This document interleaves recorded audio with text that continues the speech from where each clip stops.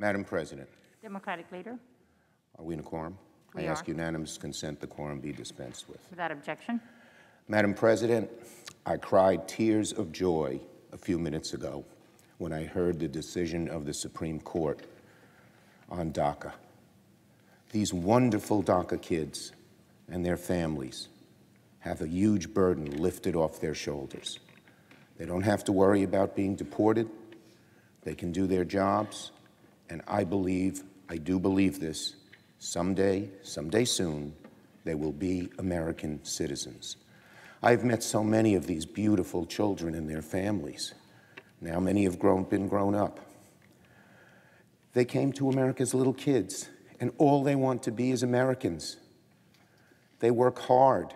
I met some of them during the COVID crisis in New York, risking their lives to deal with the healthcare crisis we had. I've seen them enlist in the armed forces and go to college in some of our best colleges and law schools and climb that American ladder that has been around for so many years and some people want to rip away. So this is a wonderful, wonderful day for the DACA kids, for their families, and for the American dream. We've always believed in immigration in America. We've had some dark forces oppose it in recent years, but we believe in it. It's part of our soul. Every one of us cares about immigrants, and so many of us are descendants of immigrants. Wow, what a decision. And let me say this, in these very difficult times, the Supreme Court provided a bright ray of sunshine this week with the decision on Monday, preventing discrimination in employment against the LGBTQ community, and now with this DACA decision. To me, frankly, the court's decisions were surprising, but welcome, and gives you some faith that the laws and rules and mores of this country can be upheld. Wow, the decision's amazing. I am so happy. These kids, their families, I feel for them, and I think all of America does. Now,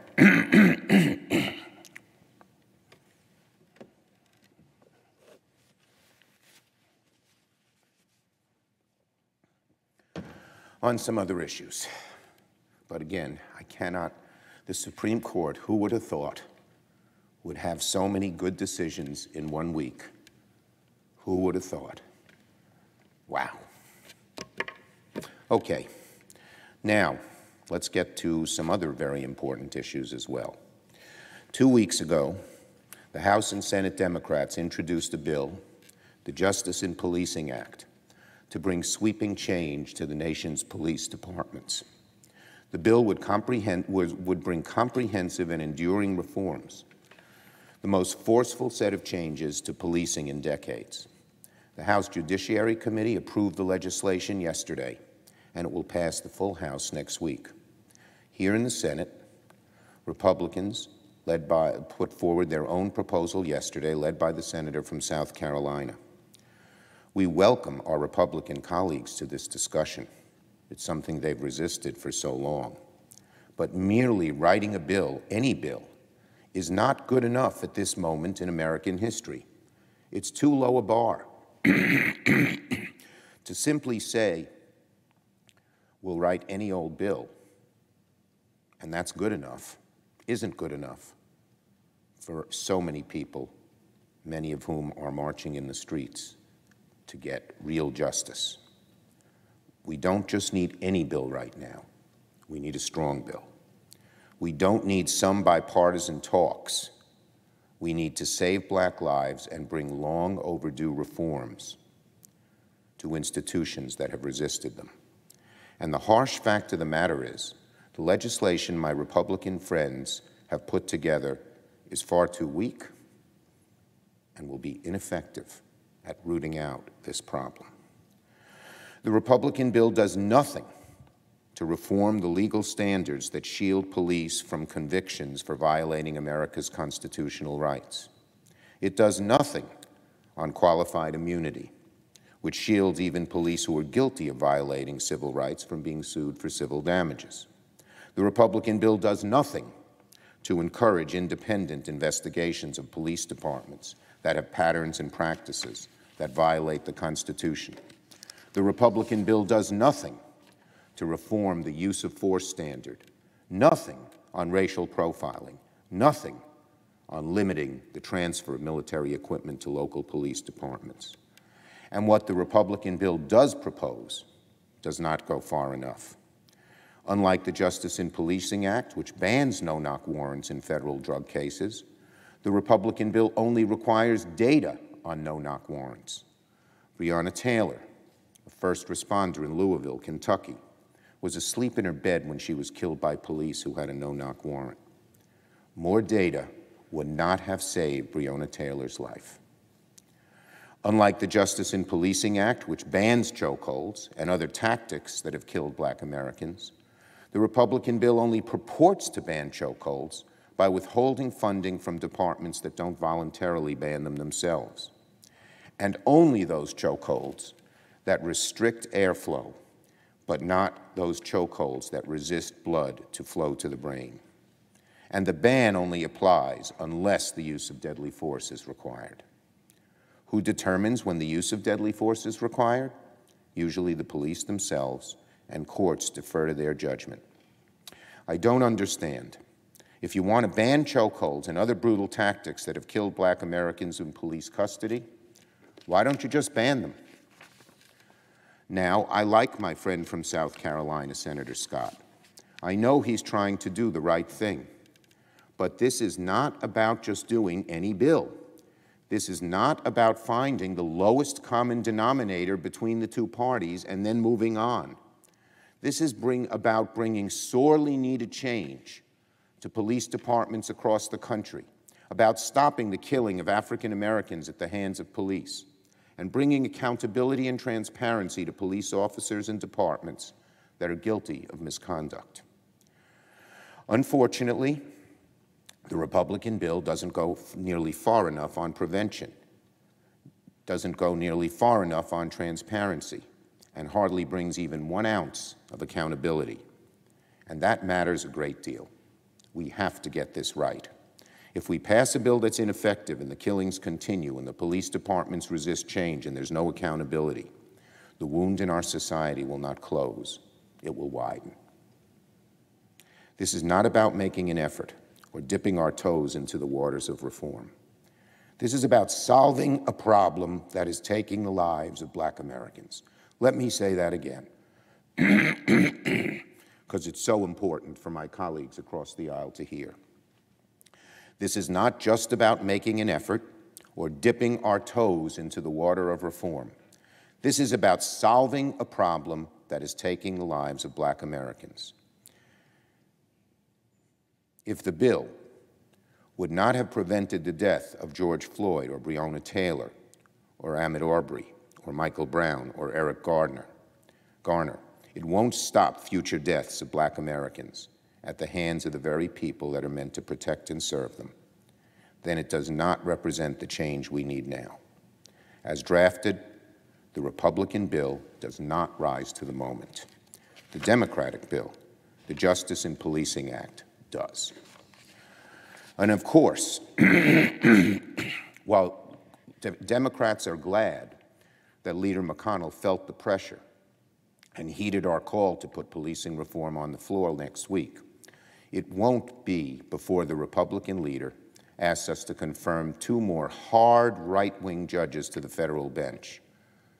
Today, the Senate will vote on Justin Walker, a 38-year-old with less than a year's worth of experience as a district court judge, to sit on the highest court in the country for the rest of his life. The temerity of doing that. He's just on the court for a few months, but he's friends with Leader McConnell, so he gets rushed to this very high court without the necessary experience and maturity of judgment. The Republican Senate approved his nomination to the district court on October 24th last year after the ABA rated him not qualified. Now, 8 months later, Leader McConnell wants to give Justin Walker, a former intern of his, a promotion to the D.C. Circuit. Even in his extremely limited time as a jurist, Walker made news by calling the Supreme Court's decision to uphold our health care law catastrophic and an indefensible decision. I'd like Leader McConnell to go home to Kentucky and tell the citizens of Kentucky why he nominated someone who wants to repeal our health care law when the COVID crisis is hurting people there as it is everywhere else. In the middle of a national health crisis, the Republican Senate majority is poised to confirm a judge who opposes our country's health care law. There is no reason to do this nomination now. There is no stunning number of vacancies on the D.C. Circuit. We're in the middle of a global pandemic and a national conversation about racial justice and police reform. This is about the Republican leader and his relentless pursuit of a right-wing judiciary. Usually my friends on the other side of the aisle vote in lockstep on these judges. So it's an indication of Mr. Walker's caliber, or lack thereof, that at least one Senate Republican has announced opposition to his nomination. After Mr. Walker, again before we move to policing reform, Leader McConnell will put forward the nomination of Mr. Cory Walker to the Fifth Circuit Court of Appeals. Even by the very low standards of Trump's nominees to the federal bench, Mr. Wilson is appalling. He called our nation's health care law illegitimate and perverse and advocated the repeal of Roe v. Wade. Worse still, Wilson strongly supported restrictive voting measures, including voter ID laws, and is opposed in this day and age toward minority voting rights. There will be a massive split screen in the Senate next week as we prepare to debate legislation to reduce racial bias and discrimination in law enforcement. Senate Republicans will push a judge who has a history of fighting against minority voting rights. The hypocrisy is glaring. It's amazing to me the temerity sometimes that the majority leader shows in talking about trying to bring racial justice and putting someone on the bench who has fought against racial justice in terms of voting rights throughout his career. Again, the hypocrisy is glaring. And now on China. My colleagues know how long I have pressed administrations of both parties to be tougher on China's rapacious economic policies. For a time, I even praised our current president for talking about going after China's trade abuses. But like on so many other issues, President Trump talks a big game and then completely folds. After a few months of negotiation, President Trump announced Phase 1 trade deal with China, which lifted tariffs on Chinese imports in exchange for a few short-term agricultural purchases. It was clear at the time that President Trump sold out. I argued strenuously with the trade representative, Mr. Lighthizer, about the Phase 1 deal. And now, as excerpts from Mr. Bolton's book hits the press, we see why President Trump caved to China so completely. The president's former national security advisor wrote that President Trump decided to drop all of our major demands on China because he wanted agricultural purchases from states that would aid his reelection. Mr. Bolton alleges that the president wanted the support of farmers in key states, so he sold out the national interest for his personal political interest. Sound familiar, my Senate Republican colleagues? Sound familiar? Ironically, of course, American farmers aren't even getting the benefit because President Xi has reneged on purchasing American soybeans and wheat. When President Trump was so craven to bring this up, it was a signal to Xi, you can stand strong and the president won't do anything. Won't do anything, and that's what happened. So no one won. American manufacturing, American jobs were lost out in a weak tea deal to China, weak knee deal to China. And then, even the farmers who were supposed to get benefit, of course, for Trump's political interest, didn't get any benefit. While I would have preferred Mr. Bolton to have told these stories under oath at the impeachment trial, they're quite illuminating nonetheless. It seems he should have titled his book, The Real Art of the Deal. President Trump's failure to secure an end to China's predatory intellectual property theft is now explained. President Trump's ridiculous praise of how Xi handled the coronavirus is now explained. President Trump's silence on human rights abuses and the protests in Hong Kong is now explained. And even more revolting, Mr. Bolton alleges that the president approved of President Xi's plan to place up to 1 million Uyghurs into concentration camps, possibly the largest internment of a religious or ethnic group since World War II. China is Americans' competitor for this generation and the next, and this president's insecurity and weakness and vanity and obsessive self-interest is a threat, a real threat to our economic security and our national security. President Trump cannot be trusted to deal with China policy any longer. And before I yield the floor, I spoke earlier about the DACA decision, and I thought first of those wonderful kids and their families and the burden that is off their shoulders. But after a few minutes, I dialed 217-836, I won't give the last 4 numbers, of my dear friend, Senator Durbin. He has waged this fight since I believe it is 2002? 2000. He has been passionate and unrelenting in fighting for the DACA kids and their families. He talks about it in our caucus every week. He did just this past week. And now, while our work is still not done, we must all work so that these kids can eventually become American citizens. At least they are free at last. And in good part, that's because of the work of the senior senator from Illinois, who met them, got to know them and love them, and took his amazing legislative acumen to help them. And I believe that in part, the decision across the street occurred because of Senator Durbin's effective and unrelenting, passionate advocacy for the DACA kids. I yield the floor to my dear friend and a happy man this morning, the senior senator from Illinois.